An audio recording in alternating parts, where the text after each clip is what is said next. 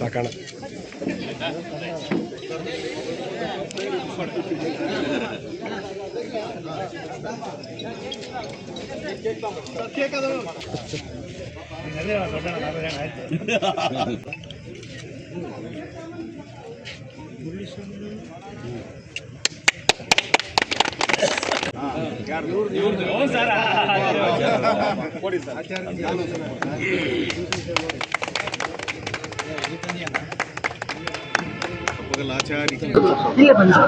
ಸನ್ಮಾನ ಮಾಡ್ತಾರೆ Sunil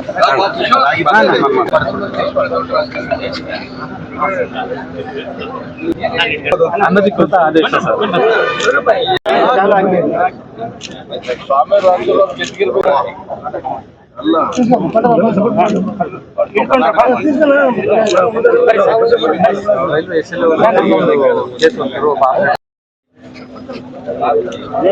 sir sir sir sir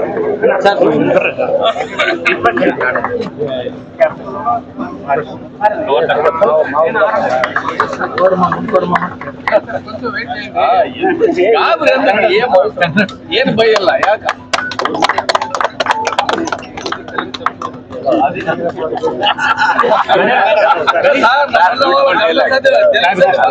ಒಳ್ಳೆಯದೇ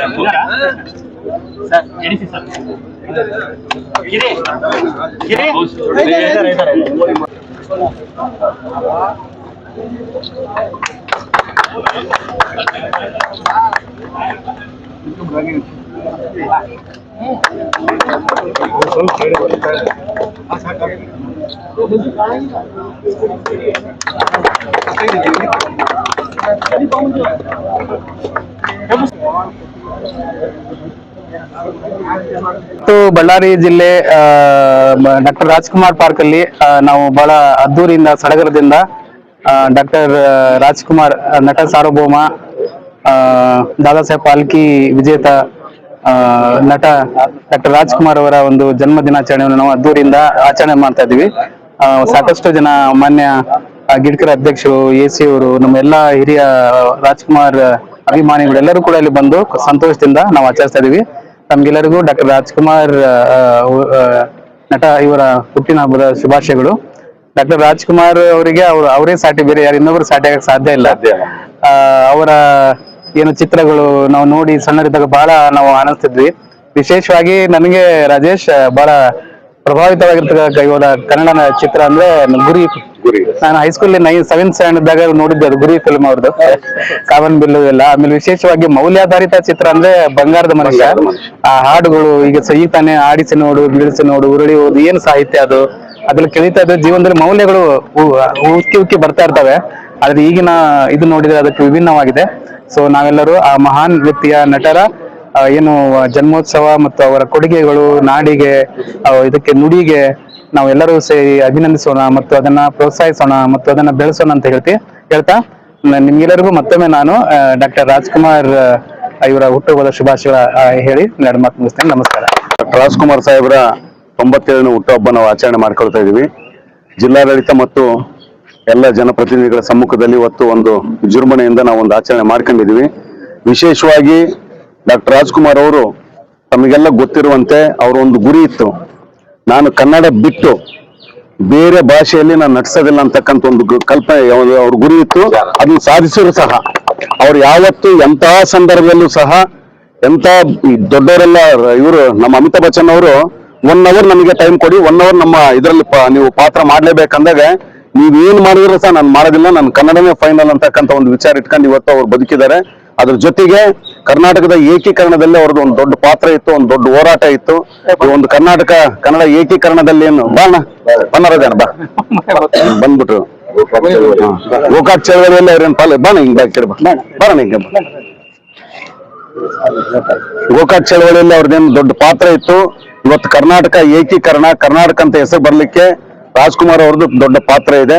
ಅದ್ರ ಜೊತೆಗೆ ನಾನು ಸಹ ಹಲವಾರು ಫಿಲ್ಮ್ಗಳನ್ನ ನೋಡಿದ್ದೀನಿ. ನಾನು ಬಹಳ ಅವಾಗ ಇನ್ಸ್ಪೈರ್ ಆಗಿದ್ದು. ಬಹಳಷ್ಟು ಜನರು ಯುವಕರೇನು ಸಿಟಿ ಹಳ್ಳಿಯಿಂದ ಸಿಟಿಗೆ ಹೋಗ್ತಾ ಇದ್ರು, ಸಿಟಿಯಲ್ಲಿ ಅವ್ರು ತಮ್ಮ ಜೀವನ ಕಟ್ಕೊಳ್ತಾ ಇದ್ರು. ಆ ಸಂದರ್ಭದಲ್ಲಿ ಡಾಕ್ಟರ್ ರಾಜ್ಕುಮಾರ್ ಅವ್ರು ಮಾಡಿರ್ತಕ್ಕಂಥ ಏನು ಚಿತ್ತ ಇತ್ತು, ಬಂಗಾರದ ಮನುಷ್ಯ, ಏನು ಅವ್ರ ಕಲ್ಪನೆ ಇತ್ತು, ಏನು ಈ ಒಂದು ಹಳ್ಳಿಗೆ ವಾಪಸ್ ಬಂದ್ಬಿಟ್ಟು ನಾವು ಇದನ್ನ ಮಾಡ್ಬೇಕು, ಏನು ಕೃಷಿ ಮಾಡ್ಬೇಕು ಅಂತಕ್ಕಂಥ ಏನು ಪ್ರೇರಣೆಯಿಂದ ಬಹಳಷ್ಟು ಜನರು ಹಳ್ಳಿಗಳಿಗೆ ಹೋಗ್ಬಿಟ್ಟು ತಮ್ಮ ಹಳ್ಳಿಗಳಲ್ಲಿ ಕೃಷಿ ಮಾಡ್ತಕ್ಕಂಥ ಒಂದು ಪರಿಪಾಠವನ್ನು ಕಲ್ತ್ಕೊಳ್ತಾರೆ. ಅದ್ರ ಜೊತೆಗೆ ನಾನು ಬಹಳ ಇಷ್ಟಪಟ್ಟು ಬಹಳಷ್ಟು ಸರಿ ನೋಡಿರ್ತಕ್ಕಂಥ ಫಿಲ್ಮ್ ಗಿರಿಕನ್ಯಾ ಅಂತೇಳಿ, ತಮಗೆಲ್ಲ ಗೊತ್ತಿರ್ಬೇಕು. ಗಿರಿಕನ್ಯಾ ಬಹಳ ನೋಡ್ತಾ ಇದ್ದೆ, ಅದು ಸಾಂಗ್ಗಳು ಸಹ ಯಾವಾಗ್ಲೂ ಆಡ್ತಾ ಇದ್ದೆ ನಾನು. ಅದು ಬಹಳ ಇನ್ಸ್ಪೈರ್ ಆಗಿತ್ತು ನನಗೆ. ಆಮೇಲೆ ಇವೆಲ್ಲ ಏನು ಅವರು ಎಲ್ಲವೂ ಸಹ ಸಾಮಾಜಿಕವಾಗಿ ಒಂದು ಪ್ರೇರಣೆ ಕೊಡ್ತಕ್ಕಂಥ ಫಿಲ್ಮ್ಸ್ ಅವ್ರು. ಯಾವ್ದು ಸಾಮಾಜಿಕ ಕಟ್ಟಳೆಗಳು, ಸಾಮಾಜಿಕ ಪ್ರೇರಣೆ ಕೊಡ್ತಕ್ಕಂಥ ಫಿಲ್ಮ್ಗಳು ಅವ್ರದ್ದು. ಆಮೇಲೆ ಅವ್ರಿಗೆ ಏನು ನಮ್ಮ ಸರ್ಕಾರ ದಾದಾ ಪಾಲ್ಕೆ ಪ್ರಶಸ್ತಿ ಕೊಟ್ಟಿದ್ದಾರೆ, ಪದ್ಮವಿಭೂಷಣ ಪ್ರಶಸ್ತಿ ಕೊಟ್ಟಿದ್ದಾರೆ. ನಿಜವಾಗ್ಲೂ ಒಂದು ಶ್ಲಾಘನೀಯ. ಆಮೇಲೆ ವಿಶೇಷವಾಗಿ ನಮ್ಮ ಸರ್ಕಾರ ಈ ಒಂದು ಅವ್ರ ಬರ್ತ್ಡೇನು ಸಹ ಒಂದು ಸರ್ಕಾರ ಮಟ್ಟದಲ್ಲಿ ಆಚರಣೆ ಮಾಡಬೇಕು, ಜಯಂತಿಯಾಗಿ ಪರಿವರ್ತನೆ ಮಾಡ್ಬೇಕಂತೇಳಿ ಆದೇಶ ಕೊಟ್ಟಿದ್ದಾರೆ. ಸರ್ಕಾರಕ್ಕೆ ಯಾವುದೇ ಸರ್ಕಾರಗಳಿರ್ಬೋದು, ಕಾಂಗ್ರೆಸ್ ಇರ್ಬೋದು, ಬಿಜೆಪಿ ಇರ್ಬೋದು, ಇನ್ನಿತರೆ ಜನತಾದಳ ಸರ್ಕಾರಗಳಿರ್ಬೋದು, ಯಾವುದೇ ಸರ್ಕಾರ ಏನು ತಗೊಂಡಿದ್ರಿ ಕ್ರಮ, ತಾವುಗಳು ಇದನ್ನ ಸರ್ಕಾರ ಮಟ್ಟದಲ್ಲಿ ಎಲ್ಲ ಅಧಿಕಾರಿಗಳ ಸಮ್ಮುಖದಲ್ಲಿ ಏನ್ ಮಾಡ್ತಕ್ಕಂಥ ಒಂದು ಪರಿಪಾಟ್ಲ ಏನ್ ಬಂದಿದೆ, ಅದಕ್ಕೆ ನಾನು ಯಾವುದೇ ಸರ್ಕಾರಗಳಿಗೆ ಅಭಿನಂದನೆ ಈ ಸಂದರ್ಭದಲ್ಲಿ ಸಲ್ಲಿಸ್ತಾ ಇದ್ದೇನೆ. Thank you. ಡಾಕ್ಟರ್ ರಾಜ್ಕುಮಾರ್ಗೂ ಮತ್ತು ಬಳ್ಳಾರಿಗೂ ಒಂದು ಅವಿನಾಭಾವ ಸಂಬಂಧ ಇದೆ. ನಾವು ಯುವಕರಾಗಿರ್ತಕ್ಕಂಥ ಸಂದರ್ಭದಲ್ಲಿ ಏನು ಸಿರಿಗೇರಿ ಬಸವರಾಜ್ ಅವರು ಮತ್ತು ಪನ್ನರಾಜ ಅಣ್ಣವರು ಬಳ್ಳಾರಿ ಕರೆಸಿದ್ರು ಅವ್ರನ್ನ. ಆ ಕರೆಸಿರ್ತಕ್ಕಂಥ ಸಂದರ್ಭದಲ್ಲಿ ಬಹುಶಃ ನನ್ನ ಜೀವನದಲ್ಲಿ ಅಷ್ಟು ಜನಸಂಖ್ಯೆಯನ್ನ ನಾನು ಯಾವತ್ತೂ ಕೂಡ ನೋಡಿಲ್ಲ. ಇಲ್ಲಿಂದ ರಾಯಲ್ ಸರ್ಕಲ್ ಇಂದ ಏನದು ಬಂಡಿಮೋಟವರೆಗೆ ಅದು ಹೆಸರು ನಂಜುಂಡಿ ಕಲ್ಯಾಣ ಕಂಬಳಿ ಬಜಾರ್ ಎಂಬ ಹೆಸರು ತೆಗೆದು ಸಿರಿಗೇರಿ ಬಸವರಾಜ್ ಅವರು ಅಂತ ಹೆಸರು ಇಡಕ್ಕಂತ ಕರೆಸಿದಂತ ಸಂದರ್ಭದಲ್ಲಿ ನಮಗೆ ಕಣ್ಣು ಕಟ್ಟಿದಂಗಿದೆ. ಅಲ್ಲಿಂದ ಇಲ್ಲಿವರೆಗೂ ಇಡೀ ಏನು ಬೆಂಗಳೂರು ರೋಡ್ ತುಂಬಾ ಎಲ್ಲರೂ ಚಪ್ಪಲಿನಗಳೆಲ್ಲ ಬಿಟ್ಟು ಹೋಗ್ಬಿಟ್ಟಿದ್ವು. ಅಂದ್ರೆ ಕಾಲ್ ತುಳಿದು ಅಷ್ಟು ಜನಸಂಖ್ಯೆ ಸೇರಿದ್ರೆ ಅನ್ನೋದಕ್ಕೆ ಒಂದು ಉದಾಹರಣೆ. ಆದ್ರೆ ಇನ್ನೊಂದು ವಿಷಯ ನಾನು ಬಹಳ ಮುಖ್ಯವಾಗಿ ಹೇಳಕ್ ಇಷ್ಟಪಡ್ತೀನಿ. ಯಾವುದೇ ಒಬ್ಬ ವ್ಯಕ್ತಿ ಯಾವುದೇ ರಂಗದಲ್ಲಿ ಸಕ್ಸಸ್ ಆದ ತಕ್ಷಣ ನಾನು ರಾಜಕಾರಣಿ ಆಗ್ಬೇಕಂತ ಬಯಸ್ತಾರೆ.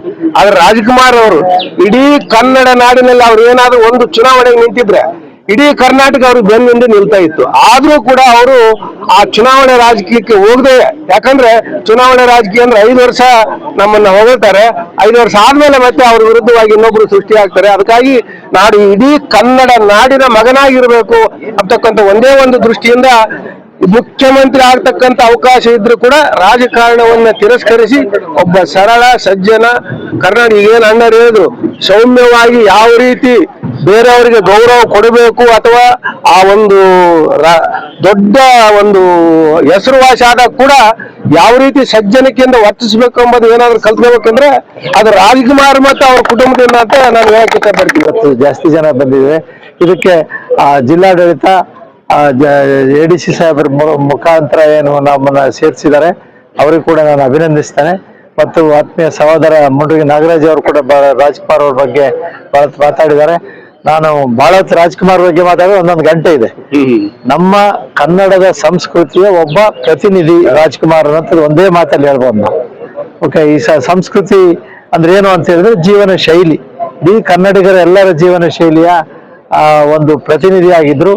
ಇಡೀ ಸಂಸಾರವನ್ನ ಹೇಗೆ ನಡೆಸ್ಕೊಂಡು ಹೋಗ್ಬೇಕು ಅನ್ನುವಂಥದ್ದನ್ನು ಜನಸಾಮಾನ್ಯರಿಗೆ ತಿಳಿಸುವಂತ ಚಿತ್ರಗಳನ್ನ ತೆಗೆದ್ರು. ಅವರು ವೈಯಕ್ತಿಕವಾಗಿ ಏನೇ ಇದ್ರು ಕೂಡ ಸಿನಿಮಾಗಳಲ್ಲಿ ಮಾತ್ರ ಎಲ್ಲವೂ ಕೂಡ ಕೌಟುಂಬಿಕವಾಗಿ ನೋಡುವಂತ ಸಿನಿಮಾಗಳಾಗಿದ್ವು. ಮತ್ತು ಸಾಮಾಜಿಕ ಮತ್ತು ಸಾಂಸ್ಕೃತಿಕ 2 ಬದ್ಧತೆಗಳು ಇರುವಂತ ರೀತಿಯಲ್ಲೇ ಅವರು ಸಿನಿಮಾ ತೆಗಿತಾ ಇದ್ರು ಅನ್ನುವಂಥದ್ದೇ ನಮಗೆಲ್ಲ ಸ್ಫೂರ್ತಿ. ಬಹುತೇಕ ಎಲ್ಲರೂ ಕೂಡ ನನ್ನನ್ನು ಸೇರ್ಕೊಂಡು ರಾಜ್ಕುಮಾರ್ ಸಿನಿಮಾಗಳ ಮೂಲಕ ನಾವು ಪ್ರಭಾವಿತರಾಗಿ ಒಂದಷ್ಟು ಒಳ್ಳೆಯದನ್ನೇ ಕಲ್ತಿರ್ತೀವಿ ಹೊರತು ರಾಜ್ಕುಮಾರ್ ಸಿನಿಮಾ ನೋಡಿ ಕೆಟ್ಟಂತವ್ರು ಯಾರು ಸಿಗ್ಲಿಕ್ಕಿಲ್ಲ ಅನ್ನುವಂತ ಒಂದು ಮಾತನ್ನ ಹೇಳಿ ಇವತ್ತಿನ ದಿನ ಈ ಕಾರ್ಯಕ್ರಮ ಮಾಡಿದ್ದಕ್ಕೆ ತುಂಬಾ ಧನ್ಯವಾದಗಳನ್ನು ಸಲ್ಲಿಸ್ತೀನಿ.